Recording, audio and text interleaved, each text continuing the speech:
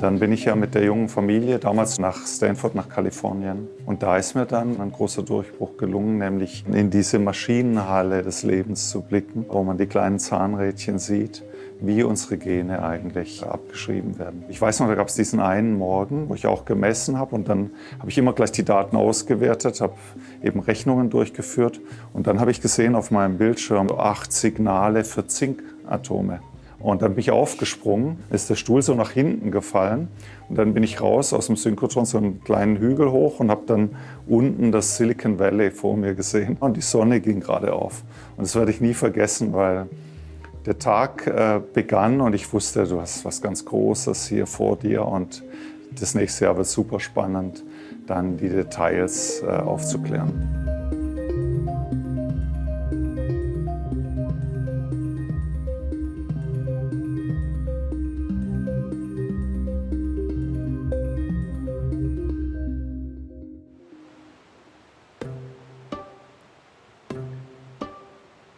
Hallo, ich bin Dr. Florence Randrianarisoa, Ärztin, Moderatorin und Wissenschaftsjournalistin. Und ich bin gerade in Göttingen. Hier, genauer gesagt am Max-Planck-Institut für multidisziplinäre Naturwissenschaften, begleite ich heute eine Person, auf die innerhalb der Max-Planck-Gesellschaft ein ganz neues Kapitel wartet. Also es ging auf jeden Fall früh los, dass ich mich für Wissenschaft begeistert habe, schon vielleicht mit 10, 12 Jahren. Meine Eltern haben mir mal so einen Chemiekasten geschenkt. Aber dass ich dann wirklich in die Wissenschaften gehe, das war eine Entscheidung, die viel später fiel.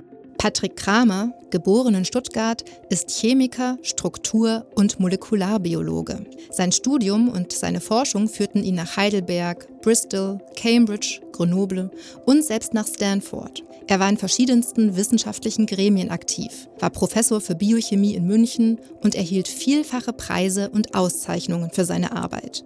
Zum Beispiel vor kurzem den Shaw-Preis in Lebenswissenschaften und Medizin. Außerdem war er bis jetzt Direktor hier am Max-Planck-Institut für multidisziplinäre Naturwissenschaften. All das ist heute aber zweitrangig. Im Juni tritt Kramer sein Amt als neuer Präsident der Max-Planck-Gesellschaft an. Eine ziemlich große Sache, denn die Max-Planck-Gesellschaft ist eine der führenden Forschungseinrichtungen im Bereich der Grundlagenforschung. Und das macht Patrick Kramer zu einer Schlüsselfigur für die Wissenschaft. Deswegen will ich heute herausfinden, wer ist der Mensch Patrick Kramer? Danke. Hey Micha. Hallo Uli, grüß dich. Hallo. Und, wieder am Werk? Ja. Jetzt kann ich auch noch was lernen, das ist gut. Verliert man eigentlich irgendwann so die Faszination für Sachen, weil es halt Alltag ist? Nee, also das ist vor allem, wenn ich dann anderen Leuten versuche, Dinge zu erklären, die wir tun, dann kommt das alles wieder hoch. Ich habe diese Faszination nie verloren, muss ich sagen. Wir haben damit begonnen, Strukturen aufzuklären, Strukturen von solchen großen Proteinkomplexen. Und dann irgendwann haben wir diese Strukturdaten zusammengebracht mit Funktionsdaten. Und wenn man beides hat, die Struktur und die Funktion, dann versteht man den Mechanismus. Wenn das Transport zu Nukleus kommt, dann wahrscheinlich drücken die GPN1, GPN3 und RPP2 G-Down, drücken die an den Clamp, dass da drin ist. Ach, siehst du auch G-Down 1? G-Down 1 sehe ich noch nicht. Kramers große Entdeckung damals in Stanford, die Struktur der Polymerase. Ein Enzym, das ich selbst noch von groben Abbildungen in Büchern aus meinem Medizinstudium kenne. Damals brauchte ich viel Fantasie, um mir das Bild zusammenzureimen. Deshalb ist es umso faszinierender für mich, mir das jetzt hier in 3D ansehen zu können und einer Person über die Schulter schauen zu dürfen, durch deren Arbeit wir dieses Protein heute viel besser verstehen. Auch für die Erforschung des Covid-19-Virus waren die Erkenntnisse von Kramer und seinem Team wesentlich. Und künftig könnten sie beim Verständnis von Krebs Wichtiges bewirken. Hier ist es so, diese Maschinerie ist in Krebszellen überaktiv. Wenn man wirklich verstehen will, was passiert in der Krebszelle, warum teilt die sich unkontrolliert, was läuft da schief, dann muss man diese Maschine wirklich gut verstehen. In den Krebszellen sind praktisch die Handbremsen gelöst und diese Polymerase-Maschine ist überaktiv. Ja, und in normalen, gesunden Zellen gibt es immer solche Handbremsen, die angezogen bleiben, um genau das zu verhindern. Und diese Forschung wird uns über die nächsten Jahre Einsichten geben, wie eigentlich im Falle von Krebs diese unkontrollierte Reaktion, dieses unkontrollierte Wachstum zustande kommt. Was man bei Kramer total merkt, ist, er brennt für die Wissenschaft. Da sind so eine Neugierde und Begeisterung in den Augen zu sehen, wenn sein Team von neuen Ideen und Entdeckungen erzählt. Und bei sowas fiebere ich ja immer richtig mit, weil ich das gut nachvollziehen kann. Diese Freude bei Aha-Momenten. Herr Kramer, wenn Sie sowas sehen, juckt es Ihnen dann in den Fingern und Sie denken sich, Sie würden Absolut. ja gerne selber wieder... Absolut, ich hätte gern mehr Zeit für sowas. Aber ja, das Leben geht weiter. Wissenschaft ist ja ein Diskurs. Wir suchen ja die Wahrheit. Und weil ja Wissenschaft von Menschen gemacht wird, geht es dann eben auch um die Frage, wie könnte ich mich weiterentwickeln? Was ist denn mein nächster Schritt? Wofür interessiere ich mich? Will ich überhaupt in der Wissenschaft bleiben? Oder nehme ich eine dieser vielen Möglichkeiten wahr, die es da draußen ja auch noch gibt? Und das finde ich sehr wichtig, dass die Menschen eben sich nicht nur mit Wissenschaft beschäftigen, sondern auch mit sich als Person und mit ihren Entwicklungsmöglichkeiten. Im Labor zu sein, das werde ich schon sehr vermissen.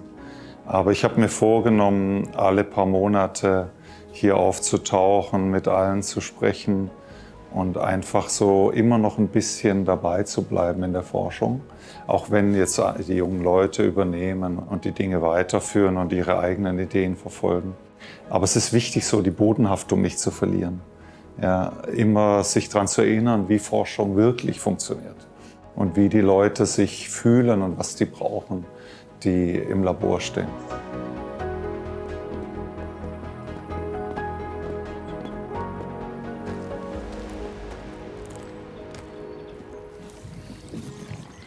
Und das sind unsere Alpakas.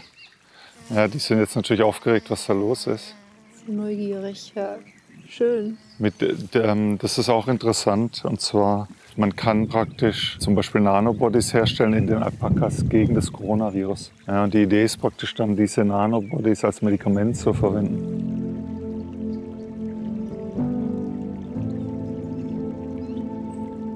Es ist eigentlich toll, jetzt diesen anderen Job anzunehmen, weil ich dadurch diese ganz unterschiedlichen Felder der Wissenschaft besser kennenlerne. Weil ich hatte eigentlich immer ein breites Interesse. Aber wenn Sie Spitzenforschung machen, dann müssen Sie ja die Tiefenbohrungen machen. Das heißt, man muss sich dann irgendwie konzentrieren auf etwas, was man dann so gut wie möglich macht.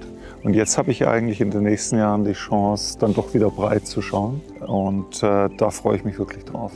Auch wenn es schmerzhaft ist, die eigene Forschung dann etwas zu vernachlässigen oder sogar dann über einige Jahre auch aufgeben zu müssen. Ich bekomme dafür die tolle Möglichkeit, dann mit all diesen Kolleginnen und Kollegen zu arbeiten und vor allem eben die nächste Generation in die Wissenschaft zu bringen, unsere Strukturen, unsere Prozesse zu erneuern, sodass die nächste Generation wieder optimal arbeiten kann. Jetzt haben wir ja schon ganz viel so über Sie als Wissenschaftler gesprochen oder als der Mensch, der Sie an der Arbeit sind. Wer sind Sie denn so privat? Privat würde ich sagen, bin ich zunächst mal Ehemann. Und wir haben ja 2 Kinder, die sind schon seit Jahren ausgezogen, aber wir treffen uns immer wieder gern. Was mir immer wichtiger wurde jetzt die letzten Jahre, ist im Hier und Jetzt zu leben. Sich zu bewegen, Sport zu machen, in der Natur zu sein. Das ist mir immer wichtiger geworden über die Jahre. Da gibt es diesen Spruch, Leben ist das, was mit dir passiert, während du andere Pläne machst. Und das ist genau das, was eigentlich nicht passieren sollte. Natürlich müssen wir planen und wir müssen Termine ausmachen und wir müssen uns vorbereiten und so weiter. Aber ich habe gelernt, morgens aufzustehen und mich zu freuen an dem, was kommt. Ich habe mir sagen lassen, dass ja auch Nachhaltigkeit ein ganz großes Thema für Sie ist, was Ihnen wichtig ist. Ja. Warum ist das denn wichtig für Sie? Da meine ich natürlich zuallererst, die nächste Generation ranzuführen an die Wissenschaft, aber auch ihnen die Möglichkeiten zu geben, optimal zu forschen, was beizutragen zum Erkenntnisgewinn. Aber auf der anderen Seite geht es natürlich ein Stück weit auch darum, eine lebenswerte Welt zu überlassen. Ja. Neben dieser Problematik mit dem Verlust an Biodiversität ist das große Thema natürlich die Erderwärmung, der Klimawandel. Und da habe ich mir einiges vorgenommen für meine Zeit als Präsident. Wir wollen nachhaltiger werden, wir nehmen das ernst, wir wollen auch Vorbildfunktion übernehmen für die Gesellschaft. Und ich glaube, dass wir daraus ein richtiges Konzept entwickeln können, wie wir als Gesellschaft insgesamt klimaneutral werden können. Aus der Wissenschaft kommen ja immer wieder neue Ergebnisse und einige von denen sind auch transformativ. Das heißt, sie erweitern unseren Handlungsspielraum. Wir haben auf einmal neue technische Möglichkeiten, neue Einsichten, die die Welt verändern können. Und dann ist natürlich die Frage, was davon soll eigentlich gemacht werden? Und das entscheidet ja nicht die Wissenschaft, sondern das entscheiden wir alle als Gesellschaft. Deswegen ist es sehr wichtig, dass wir als Wissenschaftlerinnen und Wissenschaftler in einen Dialog mit der Gesellschaft eintreten, um nämlich entscheiden zu können, was wollen wir eigentlich und was wollen wir nicht.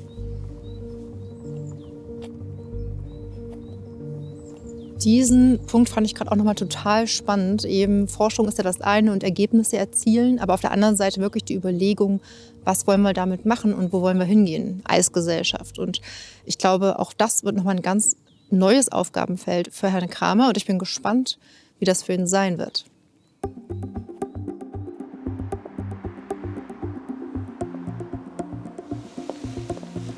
Wenn man lange in der Welt der Wissenschaft unterwegs war, in der es jeden Tag neue Erkenntnisse gibt, ja, man selbst sogar dazu beigetragen hat, dass Wissen und Forschung wachsen, dann stelle ich es mir sehr schwierig vor, diese Welt hinter sich zu lassen und stattdessen Aufgaben zu übernehmen, die viel mehr mit Organisation und Verwaltung zu tun haben.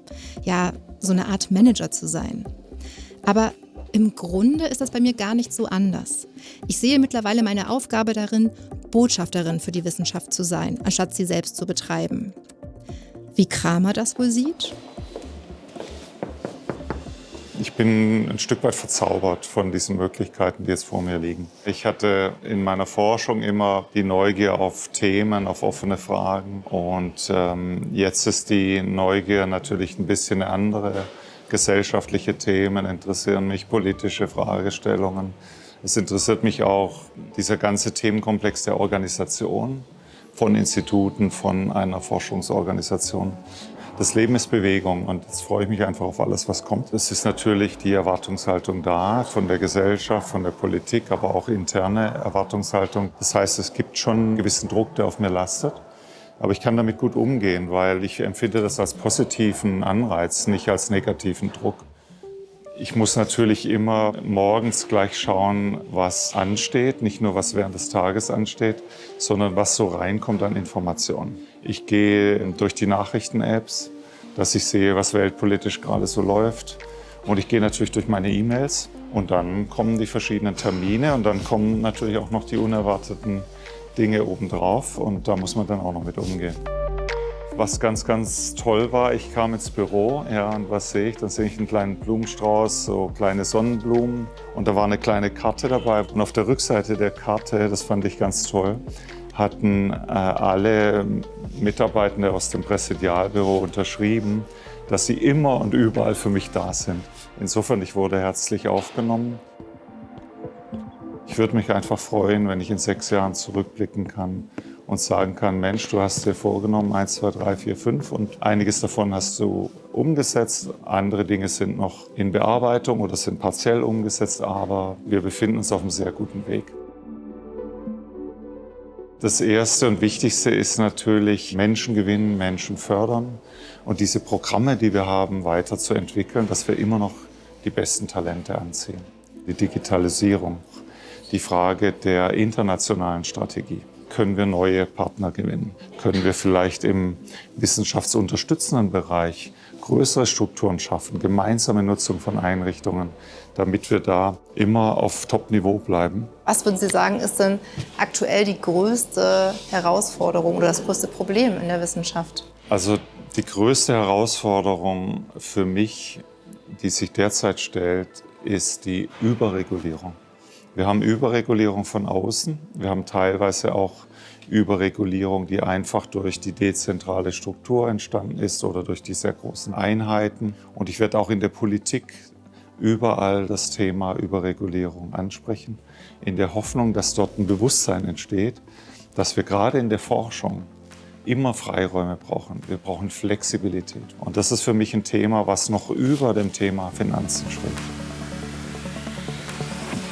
Ich durfte Herrn Kramer ein Stück weit auf seinem Weg in sein neues Leben begleiten. Und ich fand das total interessant, so viele Einblicke zu bekommen. Einmal natürlich in ihn als Menschen, was ihn ausmacht als Person, was ihn ausmacht als Wissenschaftler, mit wie viel Leidenschaft er wirklich für die Forschung tätig ist.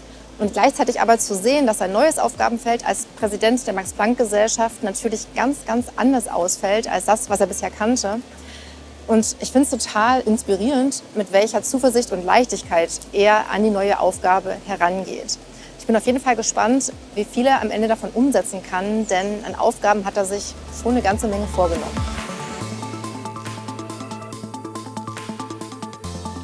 Ich bin immer zuversichtlich.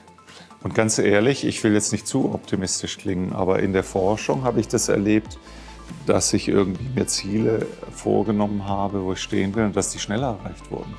Und ich bin mir ziemlich sicher, dass das hier auch passieren wird jetzt in der Max-Planck-Gesellschaft als Organisation. Insofern bin ich mir ziemlich sicher, dass vieles von dem, was ich mir vorgenommen habe, auch erreicht werden kann.